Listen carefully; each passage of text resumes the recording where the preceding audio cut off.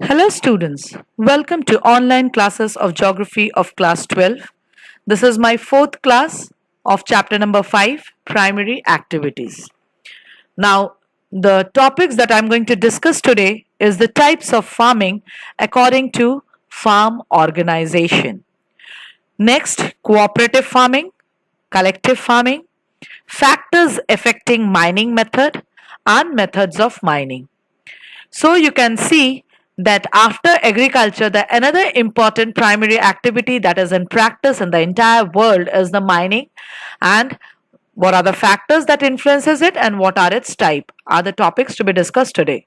Now let us proceed with the first topic of discussion, that is types of farming according to farm organization. Now let me just correlate with the previous class. In the previous classes, I have discussed about different types of farming, that is subsistent, intensive, then extensive, plantation, Mediterranean, horticulture, market gardening, Mediterranean. So these farming system was classified on the basis of the methods that have been employed to produce the crops. That means the type of the crops that are being produced and what are the methods that are being employed for all these type of farming. So on that basis, the farming was done for that was classified as a subsistent, intensive, extensive, and so on. But this type of farming is classified on the basis of farm organization.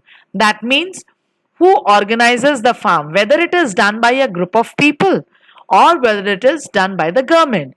So with this respect, let us see that farming organization is influenced by the ways farmers own their farms. What is it? Whether it is individual or whether it is state, and on the basis of the government policies to run this farm. What are the government policies that is continuously influencing to do the agricultural work on these farms? So this is on this basis we are having two types of farming. One is cooperative farming and another one is collective farming. Now let us proceed with the features of cooperative farming. Now by the name it is clear that cooperative farming means done with the help of group of people. Now first of all, the features of cooperative farming, it is basically based upon the principles of the cooperative. Then members pool their resources voluntarily. All the members who are making this cooperative, everyone is having some or the other resource. Some are, maybe someone is having a land, some are having irrigational facilities, some are having the agricultural inputs related to the tools and the techniques. So they all together pull out the resources voluntarily and then they proceed with the farming activities. Now in this type of farming, individual rights to be surrendered. The one who is having that ownership of the land, obviously after the production, the entire produce will not belong to that farmer who owns the land, or the one maximum will not go the one who is giving the supply of irrigation. It has to be equally distributed among all the farmers, those who are engaged in the farming activities. So their individual rights has to be surrendered. Now, cooperative societies help farmers to procure all important inputs of farming. As I said, all the farmers, those who are making the cooperative, making the society, making the group, they pull out their own resources for their own benefit. Now, to sell the products at most favorable terms and quality processing of products at a cheaper rates. So, they just decide that what they are going to produce, their favorable terms to be set up, their quality processing to be done, and the rate has to be fixed up by them. It has to be minimum cheap. Why? Because everybody are not so well to do to get all the produce at a higher rate. So cheaper rate. So it is basically having a welfare motive tendency, means the nature of this type of farming is welfare motive. Now, next it is advantages of cooperative farming. Now, what are the advantages of cooperative farming? It is voluntary organization of farmers in literate rural society. Now, in the developed nation where it is a rural society, they are literate over there. So it is basically benefiting them. But it doesn't mean that in our country, those who are illiterate, they will not get the benefit of cooperative farming. I'll proceed with that point. Let me proceed with some other advantages first. It helps in the better utilization of the resources of manpower and the land. Now, optimum utilization, because they are having very limited resources and they are having very limited manpower too. So, everybody is engaging themselves to their maximum to get the optimum, to get the maximum produce for their own welfare, for their own benefit. Next, farm operation help in increasing agricultural production, employment and income. Their basic motive is to increase the production because they depend upon this, and when they have to increase the production, obviously it will generate employment and that will give in return income. So, farm operation by increasing production generate income and employment. Now, one usual advantage is large scale enterprise with large scale production and better marketing. Now, large scale enterprise, why? Because they are the sole one to decide what to be produced and they are fixing at what rate they are going to sell it. So, when they are doing the large scale enterprise, that means they are producing at a large scale, and what is that? For their better marketing, for their welfare, for their own sustenance and for the welfare motive. Next, some other advantages are, now I said that India, which is having a small land holdings, which is fragmented, which is scattered, which is uneconomic. But if cooperative farming is practiced in such a small fragmented landholding, it will just improve the condition of the rural population by decreasing the pressure of the population on the land. How is it possible? Now, when a small plot of land is there, that means the one who owns the land, obviously here the rural population are not the literate rural society. Basically, they are illiterate. So they don't have excess incentives to use it at the time of agriculture. So if they take the help of the other landless farmers and they help for the production for their own sustenance, what will be the resultant? The standard of that rural population will increase, and obviously the pressure on the land, because those who are not having the land, they will create a burden on the land, they will be pressurized on the land. So if they get engaged in the cooperative manner, so obviously they will reduce the pressure on the land. Now let us see the areas where basically cooperative farming has been practiced. It is being practiced in the Scandinavian countries of Europe, Norway, Sweden, Denmark, Netherlands, Belgium. These are some of the promising countries where they are practicing cooperative farming. Now in Denmark, every farmer is a cooperative farmer, and that is why it is termed as land of cooperative. And if we follow this strategy of cooperative farming in our country, then obviously it will also benefit the rural society by increasing the production and by reducing the pressure on the land.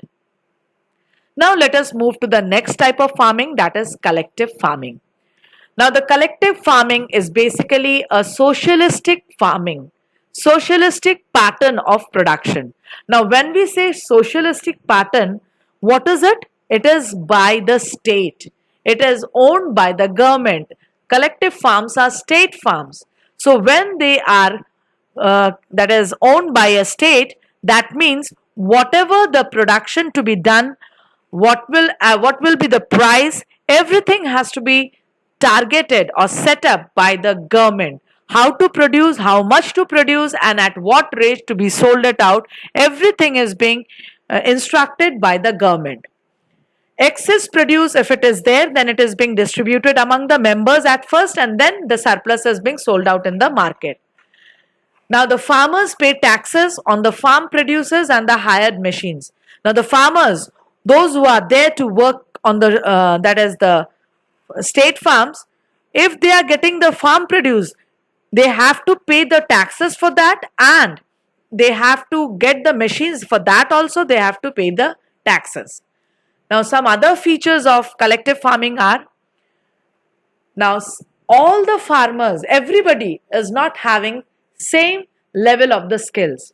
So farmers are paid according to their own skills, and if anybody is doing any sort of exceptional work, they are being rewarded either in cash or in kind. And a collective farm is known as kolkhoz. It is a Russian word. Kolkhoz means a collective farm. Now, the area where basically the kolkhoz is in practice or collective farming is in practice is Soviet Union. Now next, there are some problems. There are less advantages because basically it is being dictated by the government. So there are some problems regarding collective farming. Now what are the problems? The farmers are not willing to lose the right of farm ownership. Why they are not willing to lose the farm ownership? Because they cannot decide that what to produce, how much to produce, and they cannot fix the rate at what they are going to sell the products. So thus why the farmers are not at all willing to lose the right of farm ownership. Now the farms had not been efficiently managed because it is done by the government, so efficient management is not there. The average yields are low. The low wages are there for the farmers because I said they are paid according to their skills. Poor skills are paid low, so their standard of living is also lowered down. Some other disadvantage.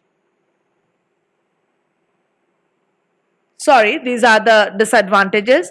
Next, I'm going to proceed with the next slide, that is with the factors affecting mining.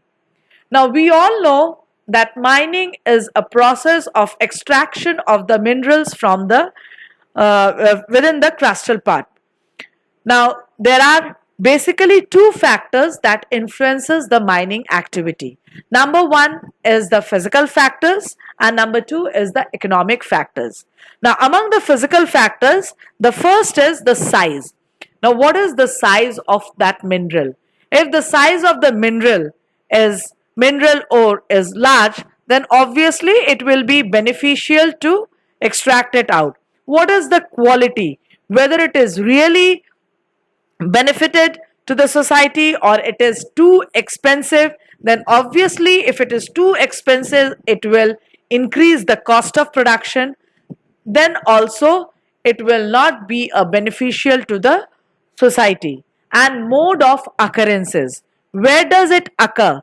Whether it occurs in the igneous structure, whether it is below the oceanic beds, whether it is in the valley sides, whether it is a residual mass of weathered material, what is the status of its occurrence, all affects the mining method. Now next, economic factors. Demand for the mineral. Whether that mineral is having a demand in the market, how much capital is there to spend on that extraction, are the labor sufficient for the extraction purpose, are they skillful, is the technology advanced to reduce the wastage at the time of mining, and is there is a good network of transportation to distribute the minerals from the mining site to the industrial site at a cheaper rate, at a fastest or the speedy movement. So all these are the factors that influences the mining activity. Now let us proceed with the methods of mining. Basically there are two methods of mining based upon the mode of the occurrence. Where do they occur? Whether they occur close to the crustal part or whether they occur deeper into the crustal part. So on this basis we are having two, surface or open cast mining. Now let us proceed with the features of this. As it is very close to the crustal part, so it is easiest and the cheapest mining. it occur close to the surface. Now, as it occurs close to the surface, so the low safety precautions, because it is not so very the hazardous, and large and quick output, because deep layers are not there to be extract out. Now next it is underground mining or shaft mining. Now vertical shafts to be sunk. Now deep tunnel like structure to be make, where through which we have to extract out the minerals. Now minerals are sent to the surface through these vertical shafts, either by using drills or lifts or ventilation systems or the haulage vehicles. Now, this method is risky. Why? Because it is deeper into the crustal path.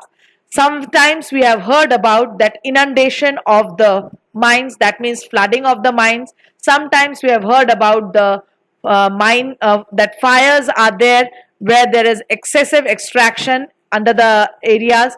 So, and poisonous gases are also extracted out when it is the work of extraction goes on. So these are very much hazardous for the one who is working over there, that can lead to fatal accidents. And thus wise mining industries are also considered as a killer industry, and it also requires large investment for making such huge shafts and for extraction purposes. So all these are the features of mining methods. Now today I have completed this entire chapter of primary activities along with all the detailing of all the topics. It is your duty to jot down all these features in your copy that will help you at the time of your exam. And if you are having any doubt, mention it in the comment section. Next class will be related to your exercise portion of this chapter along with the board questions. Thank you for following today's class. Have a nice day.